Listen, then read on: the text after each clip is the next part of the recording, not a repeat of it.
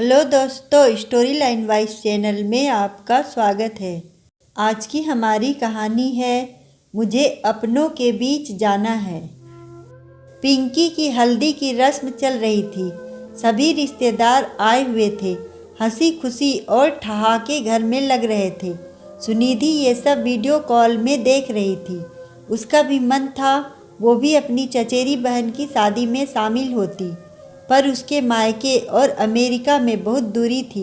हर बार तो हर उत्सव के लिए भारत नहीं जा सकती थी। रवि वहीं बैठा लैपटॉप पर काम कर रहा था। उसने सुनिधि की भरी हुई आंखें देखी तो उसे भी महसूस हुआ कि सुनिधि और वो अपने परिवार रिश्तेदारों से दूर रहकर बहुत कुछ खो रहे हैं। उनके जीवन में ये छोटे बड़े उत्सव आते ही नहीं हैं। जब भी किसी की शादी हो, सगाई हो, मुंडन, जन्मदिन की पार्टी हो, जन्मोत्सव हो, वो दोनों बस वीडियो कॉल पर ही अटेंड कर पाते हैं। फिर कई दिनों तक वहाँ के रिश्तेदारों की चर्चा करते हैं। कुछ दिनों बाद सामान्य दिनचर्या में आते हैं। वहाँ फिर कोई उत्सव या पारिवारिक कार्यक्रम हो जाता है। रवि के परिवार में 2 ताऊ जी, 2 चाचा जी हैं। बुआ और मौसियों से भरा पूरा परिवार है। उनके बच्चे हैं, उनकी शादियां होती रहती हैं। इतने बड़े परिवार में कुछ न कुछ चलता ही रहता है। केवल घर की 2 शादियों में ही रवि और सुनिधि शामिल हो पाए थे। इधर सुनिधि के मायके का परिवार संयुक्त परिवार था। 4 चाचाओं और 5 बुआओं का लंबा चौड़ा परिवार था। सुनिधि के मायके में भी पारिवारिक कुछ न कुछ चलता ही रहता था। कभी शादी, 8वें की पूजा, कुल देवी की पूजा, हर छोटे बड़े त्योहार पर सब मिलते थे और सुनिधि दूर से ही बस वीडियो कॉल पर देख लेती थी। सुनिधि और रवि का एक बेटा 8 वर्षीय और एक बेटी 5 वर्षीय है। वो भी अपने रिश्तेदारों और परिवार से दूर है। सुनिधि ये देखकर भी सहम जाती है कि उसके दोनों बच्चे अमेरिकन संस्कृति में ढल रहे हैं, वहीं की बोलचाल और फैशन में ढल चुके हैं। वो भारतीय संस्कृति और त्यौहार वहाँ भी मनाती है, पर त्यौहार मनाने का असली मज़ा तो परिवार के साथ में ही आता है। रवि, कल पिंकी की शादी है और हमेशा की तरह हम वीडियो कॉल पर ही देखेंगे। रवि, मुझे पिंकी की शादी में जाना है। चलो यहाँ से, मुझे भारत जाना है। मुझे अपनों के बीच जाना है, उनके सुख दुख में शामिल होना है। यहाँ पैसा है, आज़ादी है, शान शौकत है, पर हमारे अपने नहीं हैं। ये कहते कहते सुनिधि सुबकने लगी। रवि प्यार से सुनिधि को गले लगाकर चुप कराता है। तुम ही अमेरिका आना चाहती थी, यहाँ की ज़िंदगी तुम्हें लुभाती थी। अपने परिवार और रिश्तेदारों में तुम्हारा मान सम्मान बढ़े और तुम सबसे ऊपर रहो, ऐसी तुम्हारी इच्छा थी। मैंने तो कंपनी के अमेरिका के ऑफर को ठुकरा दिया था, पर तुमने जिद करी थी और हम आ गए। आज मन की बात कहूँ, मैंने यहाँ आकर बहुत कुछ खोया है। मैं सदा ही परिवार और रिश्तेदारों के बीच में पला बढ़ा हूँ। यहाँ मुझे भी अकेलापन सताता है। अब तुम ही सोच लो, यहाँ से जाओगी तो तुम बहुत कुछ खो दोगी। उस दुनिया में वापस जाना और तालमेल बिठा पाना मुश्किल होगा। रवि ने सुनिधि को आगाह किया। मुझे पूरा भरोसा है, अब समझ में आया है कि अपने और परायों के बीच में क्या अंतर होता है। सालों ऐसी जिंदगी जी ली, पर अब अपनों का साथ चाहिए।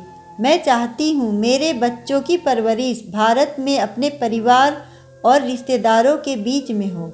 दोनों भारतीय संस्कृति से जुड़े रहें और अपने देश में रहें। तुम्हारी यही इच्छा है तो यही होगा। ये कहकर रवि ने सुनिधि को दिलासा दी।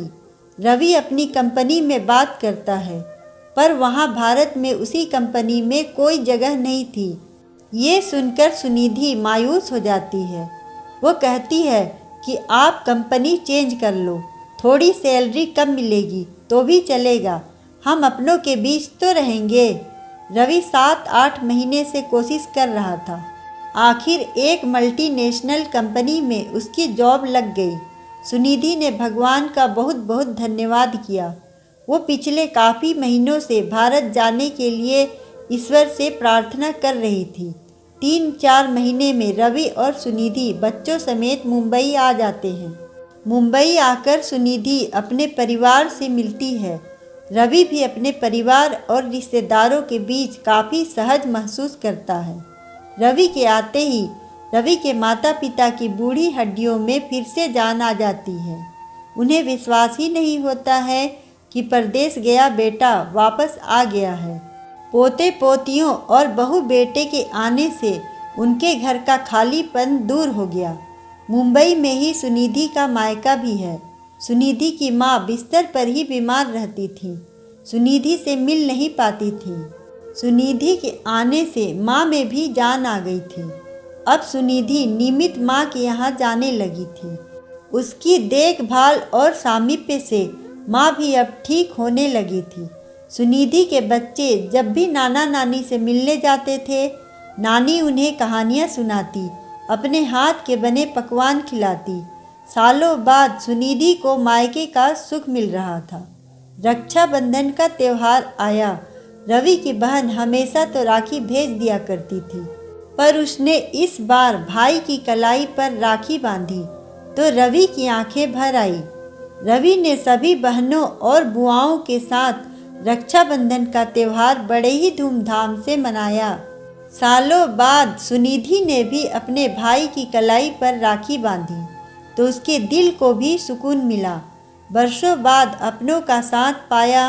राखी, दिवाली, होली, हर छोटे बड़े त्यौहार में अब रवि और सुनिधि जीने लगे थे, क्योंकि त्यौहार का असली मज़ा तो अपनों के साथ ही आता है। इसी बीच रवि की मौसी की बेटी की शादी थी। सुनिधि ने जमकर खरीदारी करी और पूरे परिवार सहित शादी में शामिल हुई। सभी भाभियों, भाइयों और बहनों परिवार के साथ शादी का आनंद उठाया। रवि वीडियो कॉल करके शामिल होने में मज़ा नहीं है।